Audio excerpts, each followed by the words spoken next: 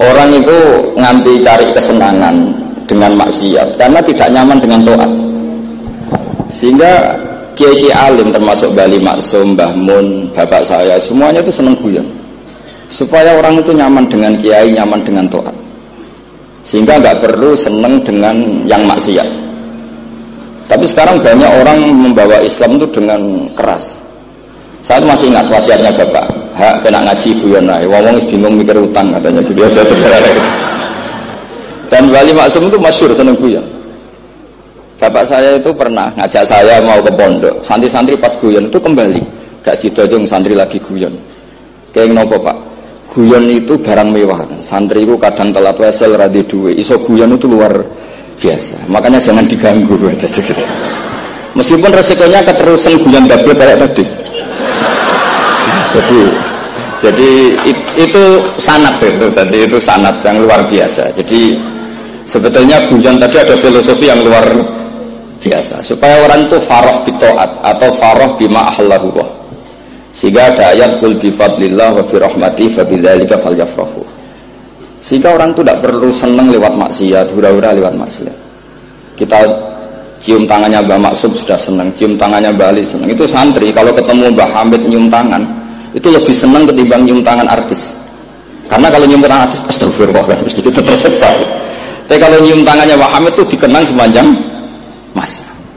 Ini yang harus kita gerakkan di zamanil akhir. Jadi orang harus terbiasa senang bitaat. Saya itu kalau sudah belajar tafsir misalnya, karena itu sesuatu yang saya tekuni. Saya belajar tafsir tidak lazim ya, tidak pakai kitab tafsir terus, tidak, seringnya pakai fikih. Ya karena saya punya guru Mbah Maimun adalah putra Ki Zubair Al-Faqih. Saya punya guru bapak saya sendiri, punya guru-guru wali. Jadi saya ini punya jalur ulama, punya jalur wali. Sehingga kemungkinannya saya itu kalau nggak ulama ya wali atau gaduh-gaduh nggak jelas itu karena saking banyaknya itu. Dalam ilmu yang diajarkan Mbah Mun, diajarkan tentu beliau punya sanad ke Said Alawi sampai Rasulullah atau lewat Mbah Karim, Mbah Hashim juga sampai Rasulullah. Yang jelas gak lewat duta besar karena ini mengkotek itu bahaya kalau sanad lewat apa duta besar.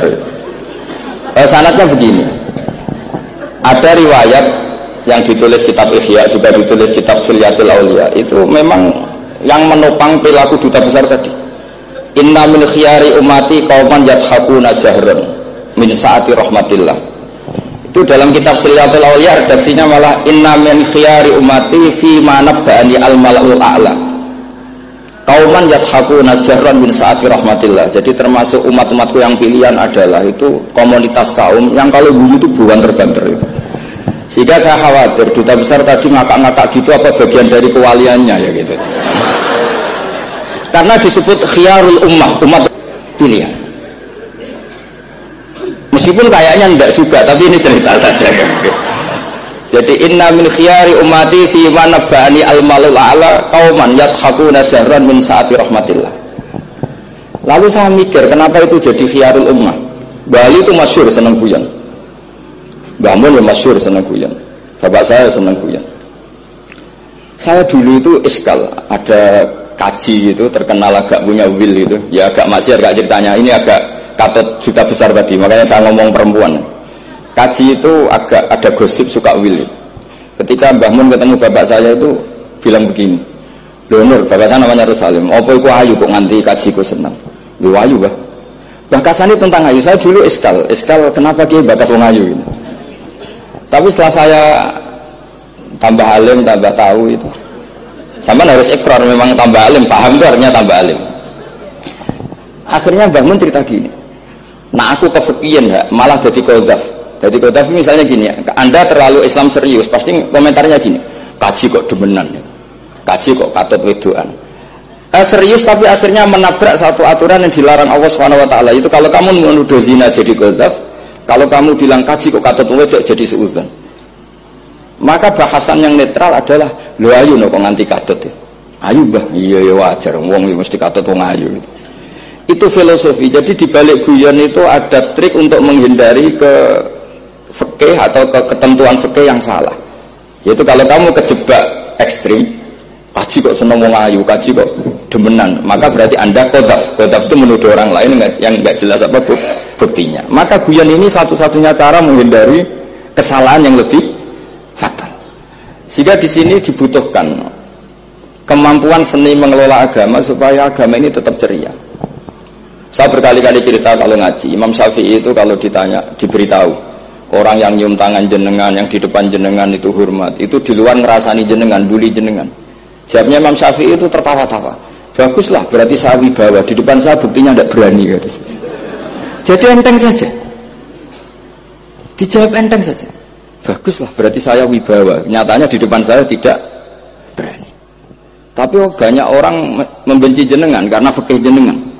Jawabnya Imam Syafi'i senang lagi. Baguslah, nggak senang saya pasti nggak pernah ngutang saya.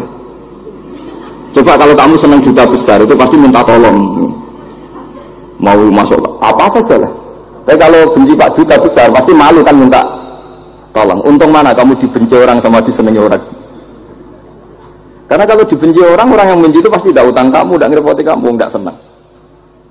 Jadi Imam Syafi'i itu ngadepi dunia itu enteng saja, diberitahu itu orang itu nggak suka kamu gini-gini. Ya baguslah. Sehingga beliau ngendikan terkenal sekali. Waman asa'a ilaika faqad atlaqaka. Orang yang berbuat buruk sama kamu berarti membebaskan kamu. Karena orang ini pasti nggak akan ngerepoti kamu. Jadi ulama-ulama dulu itu khasnya adalah ar-ridho anillah, melihat apa saja itu sudah ridho. Dan ridho itu ekspresi paling gampang ya ceria, seneng. Nah kemudian tadi kan saya bilang terakhir ini yang paling terakhir saya baca trik menjaga perbedaan ini tetap kondusif. Saya meneliti kitab Bali Maksum sampai khatam, termasuk kitab yang saya letakkan di kamar khusus itu diantaranya ada kitabnya Bali Maksum, Naduman Sulam Taufiknya Mbah Hamid yang karangan orang-orang Indonesia. Tentu terbanyak ya kitabnya Mbah Mun, Basibir. Bahkan saya masih punya catatan tangan tulisannya Basim Asyari karena beliau pernah nyurati buyut saya ketika khatam Sahih Muslim yang keluarga Kudus. Terus banyaklah saya punya, termasuk saya punya tulisan tangannya Kiai Fakih Mas Gumambang, gurunya Mbak Zubair. Saya memang dokumenter kitab, sehingga saya maaf sekali kalau pidato umum itu memang saya tidak keahlian saya. Karena itu harus dobes, itu tidak keahlian ulama, dobes itu tidak keahlian ulama. Ini saya baca singkat, tapi semoga ini barokah karena ini kholnya Bali Maksum. Semua mubalek tadi pakai catatannya sendiri, jadi itu ngekholi dirinya sendiri. Ini saya pakai orisinal kitabnya Bali Maksum. Jadi saya mungkin penceramah terbaik karena sesuai konteksnya itu. Nah ini enggak. Ini hanya Bali Maksum cerita syairnya sendiri tentang rokok lagi. Bolot lagi. Ya semoga diampuni oleh Allah Subhanahu wa taala.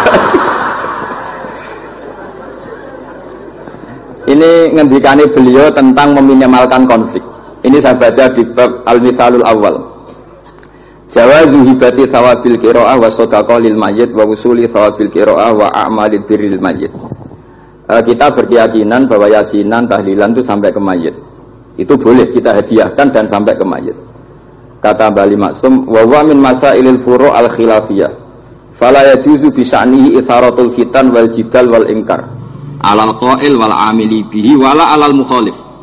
Ini dari awal masalah khilafiyah. Sehingga tidak perlu jadi konflik yang berkelanjutan, baik kita menuntut yang melakukan itu atau menuntut yang menentang itu. Karena dari awal ini masalah furu'iyah. Sing nglakoni nggih monggo, sing nentang nggih napa? Monggo. Selama ini kan kita yang melakukan memaksa orang lain menerima, yang menentang memaksa orang lain menghentikan. Ini tidak fair kata Bali. Kata beliau itu enggak fair. Wala yang bagi ayaqa bainahuma ma la yang bagi wuquhu bainal akhwaini muslimaini. Kata beliau, wala in kana lil mani'i mustanadun fa inna li ghairihi mustanadan kadzalik. Kalau yang melarang tahlilan, melarang yasinan dikirimkan ke mayit itu punya mustanad, punya sanad. Yang bagi yang membolehkan juga punya sanad. Kalau ada kiai yang kalau pidato nangis itu sanadnya banyak dan benar. Tapi yang uraan kayak Pak Duta Besar juga banyak. Semuanya ada sanad. Jadi kata beliau sederhana saja, kalau al-mani'un, orang yang menolak itu punya sanad, kita yang membolehkan juga punya sanad. Tapi kata beliau dengan enteng, dengan ceria, ini masalah furu'iyah. Enggak perlu jadi itsaratul fitan wal jidal wal khisam. Kata beliau enggak perlu jadi perdebatan. Makanya pesan saya sama santri-santri kerap ya, sebetulnya masalah kita ini tercerabut dari ilmu. Coba dari awal Anda katakan yang tidak kunut itu Abu Hanifah, yang kunut itu Imam Syafi'i. Maka melihat orang tidak kunut itu keren karena Al-Hanafi, pengikut mazhab Hanafi.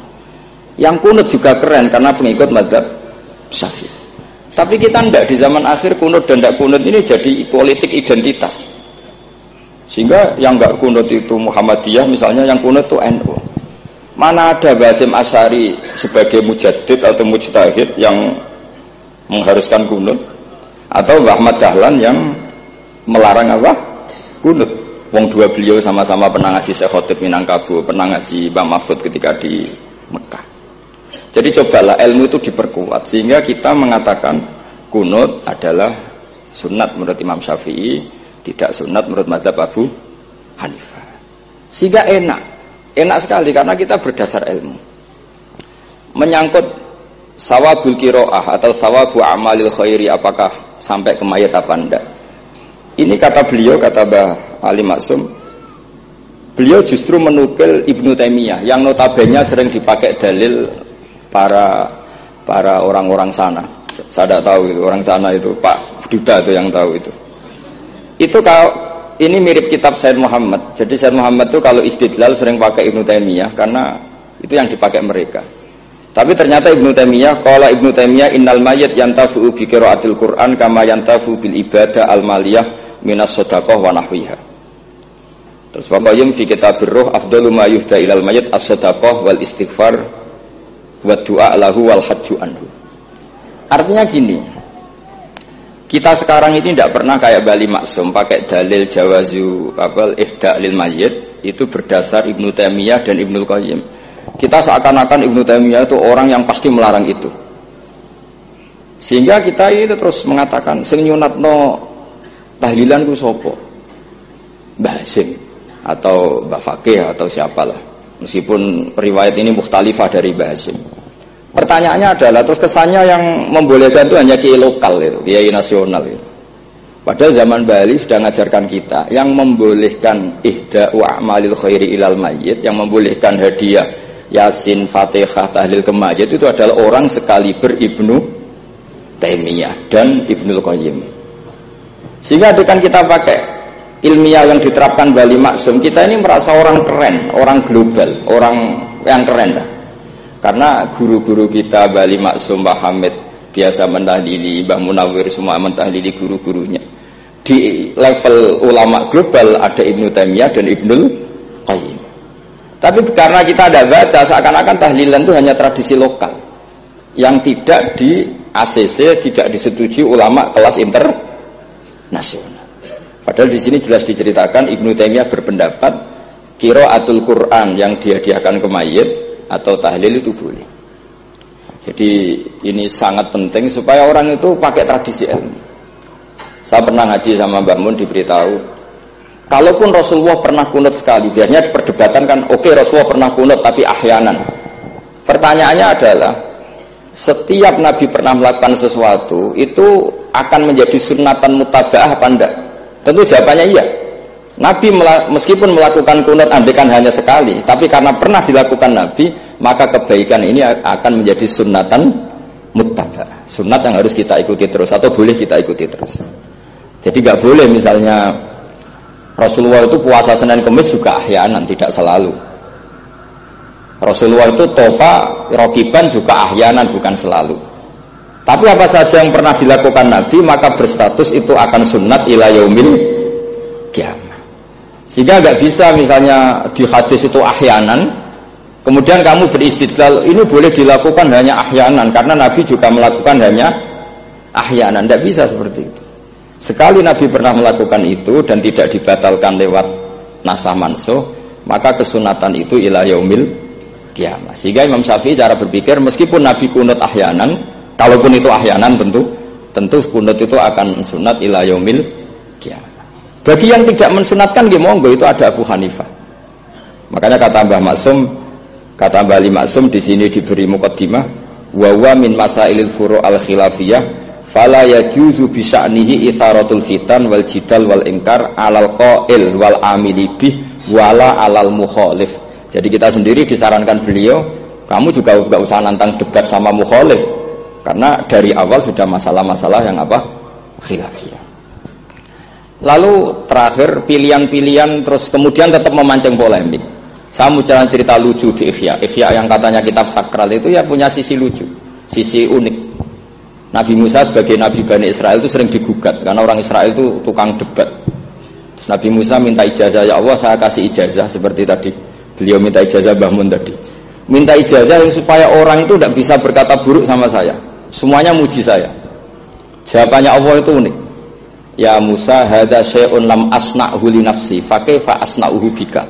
Aku pangerane sering disalahpahami, apa meneh kowe katanya. Jadi, makanya kalau ada orang bully beda paham itu biasa. Kata Allah, hadza syai'un lam asna'hu li nafsi, itu sesuatu yang saya tidak melakukan untuk diri saya sendiri.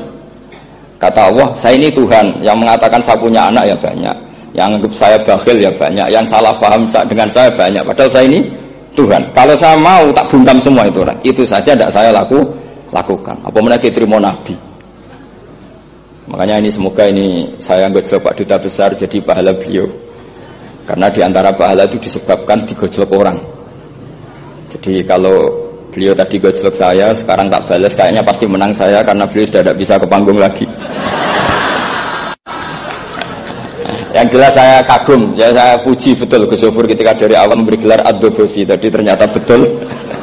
Tapi saya pastikan itu ada sanadnya, yaitu inna min khiyari ummati fima nabba'ani al-malul a'la qauman yadhakuna jarran min saati rahmatillah. Jadi di antara umat Allah yang pilihan adalah umatku yang kalau umatnya Rasulullah tentu yang kalau terbanter-banter karena min saati rahmatillah.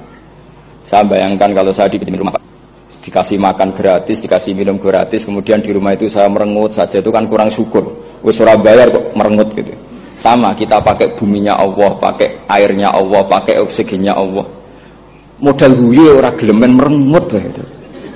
Itu kalau Allah tersinggung pasti Allah ngendikan falyatu robban siwa iwal yakhruj min tahti ardi wasama. Silahkan mencari Tuhan selain saya kata Allah dan keluarlah dari langit saya, dari bumi saya, daripada diusir pangeran wis ning donya ceria wae, guyu wae, sing penting aja dhewean apa guyu ngoten mawon. Assalamualaikum warahmatullahi wabarakatuh.